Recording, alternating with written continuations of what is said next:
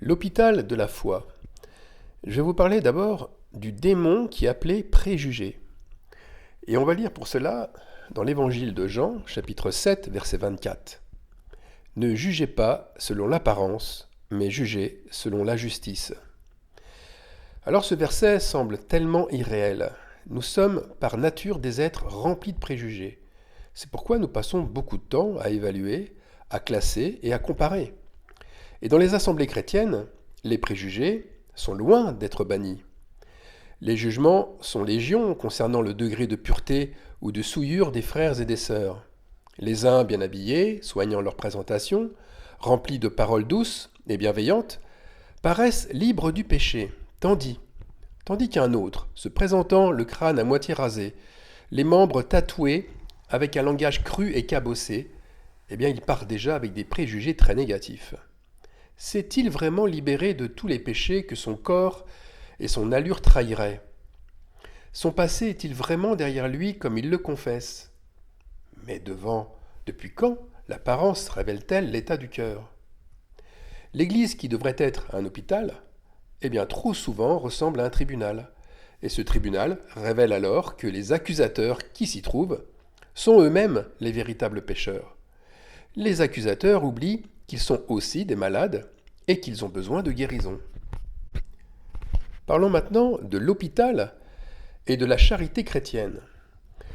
À l'origine, l'hôpital vivait de la charité. Il vivait de dons, d'aumônes, de legs que des bienfaiteurs lui offraient. Les riches, les notables, les seigneurs donnaient des terres et de l'argent aux églises, afin que ces ressources servent à la construction d'hôpitaux.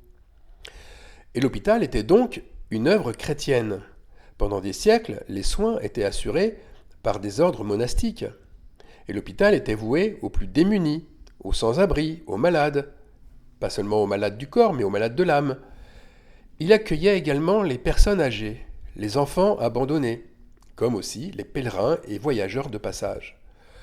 On ne l'appelait pas d'ailleurs hôpital, mais Hôtel-Dieu, la maison de Dieu, un lieu où règne l'hospitalité divine. Le mot hôpital, prononcé autrefois hospital, rime avec hospitalité. Ils partagent la même racine.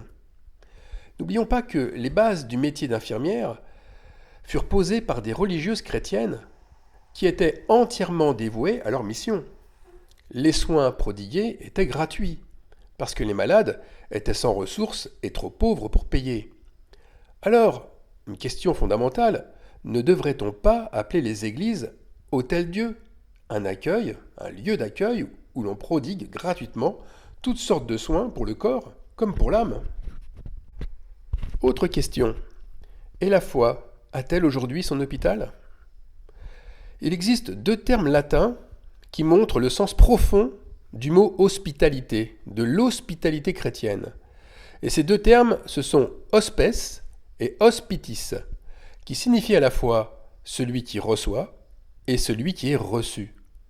On a là une main tendue et une main reconnaissante. Où est passé le but de notre foi en Christ lorsque Jésus répond aux pharisiens après cette question: pourquoi votre maître mange-t-il avec les publicains et les gens de mauvaise vie? Et Jésus répondit: ce ne sont pas ceux qui se portent bien qui ont besoin de médecins, mais les malades. Et de nos jours, pourquoi tant d'églises trient leurs membres? Pourquoi trient-elles leurs membres? La sélection se fait généralement sur des critères absurdes. Si nous trions les blessés selon leur apparence, nous avons déjà oublié le médecin avec un grand M. L'Église n'est pas un musée pour saints bien habillés, elle est une salle d'urgence pour pécheurs blessés. Une grosse différence tout de même.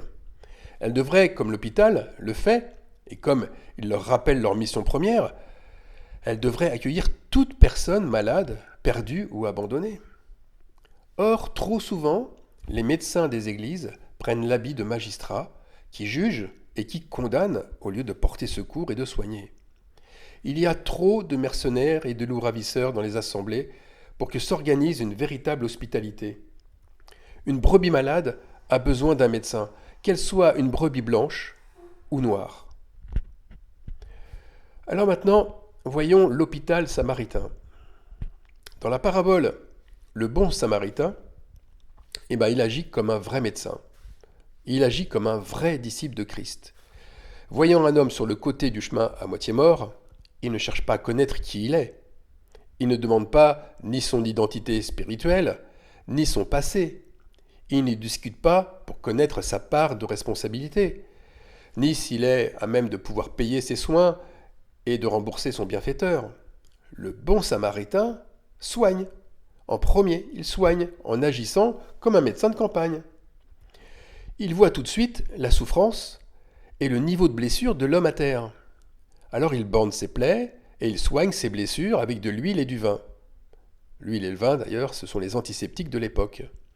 Et sans se poser la question du mérite, le Samaritain porte sur sa monture, qui était souvent un âne, le blessé, comme s'il était son propre enfant. Il le conduit dans une auberge. C'est un hôtel-dieu avant l'heure. Il se porte même garant financièrement, puisqu'il paiera tous les frais du malade à l'aubergiste. Eh bien ça, c'est l'hospitalité totale. Une hospitalité sans condition, sans jugement, sans calcul, sans a priori sur l'apparence. Et Jésus ne dit pas « admirez-le ». Non, non, il n'aura que quelques mots pratiques pour conclure. Jésus ne dira que « va et fais de même ». Maintenant, parlons de l'hôpital de Mammon. Aujourd'hui, dans le monde, la tendance des services hospitaliers n'est plus à la charité, mais c'est Mammon qui s'y est invité. L'infirmière de l'Hôtel-Dieu de Paris, par exemple, elle passe beaucoup plus de temps dans des charges administratives qu'au chevet du malade à lui prodiguer son attention et ses soins. Et en République démocratique du Congo, un pays soi-disant très chrétien, il est souvent impossible de sortir de l'hôpital si les frais médicaux ne sont pas réglés. Tant que la facture n'est pas entièrement soldée, le malade reste gardé, et on peut dire manu militari s'il le faut, et il est gardé dans une chambre prison. Une enquête de presse de 2018 a montré que dans plusieurs hôpitaux de Lubumbashi, c'est la deuxième ville du Congo par son nombre d'habitants, puisqu'elle compte près de 3 millions d'habitants, à Lubumbashi, des personnes ont été retenues des semaines, des mois, voire des années, parce qu'elles ne pouvaient pas payer leurs factures hospitalières, même après avoir été jugées médicalement guéries. La RDC est-elle un cas isolé ? Des cas similaires de patients gardés plusieurs semaines ont été rapportés au Ghana comme en Inde. Le Moyen Âge aussi est souvent qualifié d'ère de ténèbres avec son régime féodal composé de rois, de seigneurs et leurs serfs corvéables à merci. Mais là aussi, les préjugés ont frappé fort. Ils ont frappé très fort. L'hôpital était, c'est vrai, dans des conditions sanitaires très succinctes, avec peu de moyens comparés à la technologie d'aujourd'hui. Néanmoins, c'était quand même un lieu de refuge, comme un lieu d'assistance sociale, d'assistance médicale et spirituelle. Et pour ma part, dès que l'occasion s'est présentée, j'ai eu à cœur de participer aux frais médicaux de mes frères et sœurs congolais lorsqu'ils étaient hospitalisés et qu'ils ne pouvaient payer leurs soins. Je ne l'ai pas fait pour un gain quelconque, je l'ai fait parce qu'il me semble normal, entre guillemets normal, d'agir ainsi en tant que simple chrétien. Je suis ému de compassion devant une mère qui pleure son enfant malade et qui ne peut payer les soins, même si elle ne fréquente aucune église, peu importe, parce que c'est une double peine pour elle. Et je ne me sens pas être rempli d'une mission spéciale. J'ai répondu, dans mon fort intérieur, à l'ordre de Jésus. Cet ordre, c'est « va et fais de même pour ton prochain ». Alors je n'agis pas ainsi parce que je l'ai lu aussi dans la Bible, mais parce que mon cœur, régénéré par l'Esprit Saint, me dicte. C'est lui qui me le dicte. Et la Bible est le bon samaritain, il me confirme aussi que l'Esprit qui m'anime est saint. Si je m'étais surpris à penser autrement, comme par exemple que Dieu pourvoira à leurs besoins après tout, qu'ils n'ont qu'à s'organiser entre frères pour faire des collectes, et que ma prière, ça leur suffit, aurais-je été satisfait ? Aurais-je eu cette joie de donner, cette joie de participer à la guérison de l'enfant et au soulagement d'une mère ? Qu'aurais-je ressenti si moi-même je m'étais trouvé dans la même situation avec un enfant malade ? N'aurais-je pas aimé qu'un simple chrétien, même à des milliers de kilomètres, puisse m'aider aussi rapidement et qui puisse m'aider à soulager mon fardeau? Eh bien, ma réponse est oui, bien sûr, oui, certainement. Alors maintenant, quand l'ordinaire devient extraordinaire, pourquoi j'insiste tant sur la bienveillance normale? Eh bien, pour dire qu'aider une personne, comme je l'ai fait, ou comme le fait le bon samaritain dans la parabole, cela n'a rien d'extraordinaire en soi. Jésus ne le félicite même pas dans l'histoire. Il n'y a pas d'éloge particulier à son égard. Mais dans les faits, n'est-ce pas celui qui a été aidé et qui a été secouru qui trouve cela extraordinaire? Oui, c'est le Juif mourant qui a été relevé et qui a été rétabli par un Samaritain, qui, entre parenthèses, méprisait peut-être auparavant, qui loue le Seigneur avec reconnaissance. Il est bouleversé, il est transformé, et il n'aura plus jamais la même opinion des Samaritains. Ses yeux s'ouvrent à une vérité nouvelle, parce que cette expérience changera sans doute aussi sa vision de la foi. Une foi qui repoussera maintenant ses frontières. Une foi qui ne s'arrêtera plus au seul peuple juif. Alors ce qui, pour celui qui aide, peut sembler un geste simple, un geste presque anodin, eh bien ça peut avoir des conséquences immenses dans la vie de celui qui reçoit. Faut-il nécessairement réaliser de grands efforts pour produire des conséquences extraordinaires? Ce préjugé est totalement faux. Et les faits montrent qu'un verre d'eau, qu'une main tendue, qu'une écoute attentive, ou qu'un acte de compassion, qui ne coûte presque rien, eh bien, tous ces actes peuvent devenir pour l'autre une délivrance, une lumière, et même un signe de Dieu. Même leurs proches inquiets et troublés ont été délivrés à leur tour, comme une grâce qui se prolonge. Souvent, nous ne mesurons pas l'impact spirituel d'un secours offert au bon moment.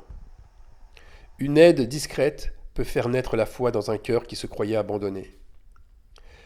Elle peut raviver une foi qui s'éteignait, ou encore, elle peut transformer la compréhension que quelqu'un avait de Dieu. Parlons maintenant d'un autre hôpital, celui d'Obed-Édom.